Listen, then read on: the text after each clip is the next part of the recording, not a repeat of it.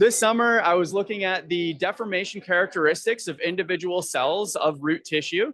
And the idea of that was to begin to infer mechanical properties of cell walls in plants.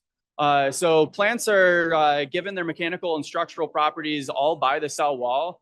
And it's still relatively little known on how those characteristics are coming into play, especially in primary cell walls. Most of the studies are looking at the secondary cell walls because those bring about structural properties that we utilize in materials like wood.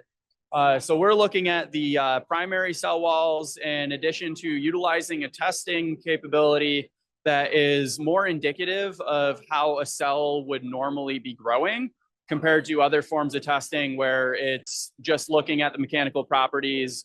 However, those properties are harder to correlate to the natural growing methods of the cell. The way I was doing that was loading the cell sample onto what's referred to as a tensile stage. And the idea of the tensile stage is that the sample is put across 2 points. One of those anchoring points is then able to be pulled away.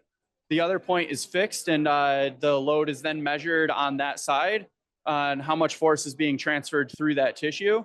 From there, I was able to image that data by using the confocal microscope in 3 dimensions. And using software called morphographics, we were able to characterize that cell space inside each cell, load up into that custom directions and dimensions for each of those cells, and then being able to get comparable data of the dimensions for further analysis. From what we were finding, we were seeing the general response as expected. These cells would elongate with the direction of force. And then there was also an expected decrease of dimension inside this tangential axis. However, what was interesting is that in this radial dimension, there was expansion of these internal cells, they're called the endodermal cells, whereas the cortical and epidermal exterior layers tended to also decrease. So I was looking at a little bit more the positional differences of the cell types, which verify the endodermal cells are the larger outliers, as well as the endodermal cells did have the largest increase of volume as well. And what all this data is sort of pointing to is that what we're hoping to garner a little bit more of the characteristic properties of individual cells, the data tends to show that there might be more interactions at play between neighboring cells, or cell types might potentially have different cell wall characteristics, which further testing would definitely have to be done. Yeah. So thank you. Thank you so much. So I'm looking at these very complex images that you have. And I was wondering if you could tell me a little bit more about what this is showing, if you could break that down a bit. Definitely. So these plots are looking at the positional data of each individual cell along the longitudinal direction. So that is along the length of the cell. And then I also have the positional data based on the cell type, which is more so due to the actual layer of the cell.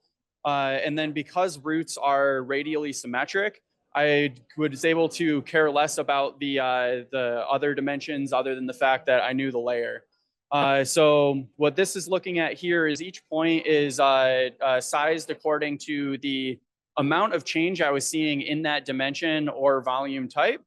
And the coloration is whether that was a positive or negative change.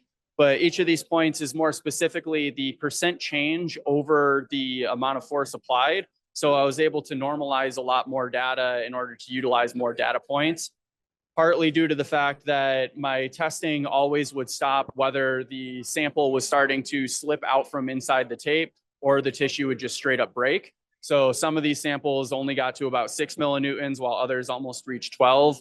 And by normalizing over force, I was able to get more comparable data. Yeah. Super, super interesting. Thank you so much for sharing this with us. This is really great. Great. Thank you, Paul. Thank you.